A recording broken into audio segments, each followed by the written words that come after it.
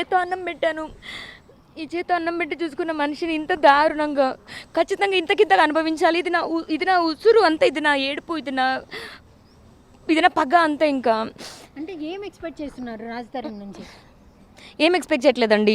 నిజం కావాలి, అతను వచ్చి క్లోజర్ ఇవ్వాలి. రేపటి నుంచి నేను తిండి తినకపోయినా సరే అదే ఇల్లు అక్కడే ఉంటాను. నేను తిండి లేకపోయినా సరే అదే కోర్టు మెట్లు కూర్చుంటాను. కోర్టు నా కేసుని స్పీడప్ చేసుకుంటాను. రాజ్ తరుణ్కి శిక్ష పడాలి, రాజ్ తరుణ్ జైలుకి వెళ్ళాలి అంతే. లేదా నాకు సమాధానం అయితే చెప్పాలి. చంపేదేంటి, రోడ్డు లాగేదేంటి, కుక్కరా నేను? అంటే అంతమంది కమ్యూనిటీ, అంతమంది ఇళ్ళు ఉన్నాయి కదా, అంతమంది మధ్యలో అంతలాగా దాడి చేయడానికి మెయిన్ రీజన్ ఏమనుకుంటున్నారు? అంటే ఇప్పుడు కళ్ళ ముందు ఇక్కడెక్కడ జరుగుంటే ఎవరైనా ఆపేవాళ్ళేమో. వాళ్ళ కమ్యూనిటీనే, వాళ్ళ పీపులే.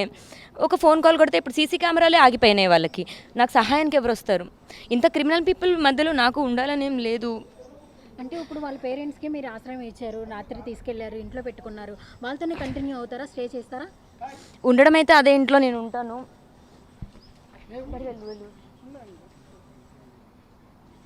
ఎల్లు డాడీ, ఎల్లు. సారీ, ఉండడం అయితే అదే ఇంట్లో ఉంటానండి. ఎందుకంటే నాకు సమాధానం వచ్చే వరకు నేను వెళ్ళిపోయే ఇది చేయను. అంటే అక్కడే ఉంటే నాకు ప్రాణాలకి రిస్క్ అవ్వచ్చు. అంటే నేనే లేకపోతే నా కోసం అంటే ఎవరు ఫైట్ చేయాలి అన్నది కూడా ఉండొచ్చు. వెళ్ళిపోవాలన్నది నా పేరెంట్స్ దగ్గరికి.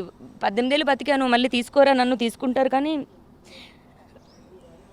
లేదు. రాస్తారు జైలు మెట్లు ఎక్కిన తర్వాత వెళ్ళిపోతానేమో ఇదే ప్రాపర్టీ నుంచి. ఇదే ఒకప్పుడు కూడా రాజ్ తరుణ్ మీద కేసు పెడుతున్నాను, కానీ నువ్వు వస్తే నేను తీసుకుంటాను, నేను నిన్ను యాక్సెప్ట్ చేస్తానన్నారు. అప్పటి యొక్క లావణ్యకి ఇప్పుడు ఒక లావణ్యకి చాలా మార్పు వచ్చింది. దీనికి కారణమైంది అంటే ఎన్ని మాటలని భరించాలి నేను కూడా, ఎన్ని నిందలని భరించాలి.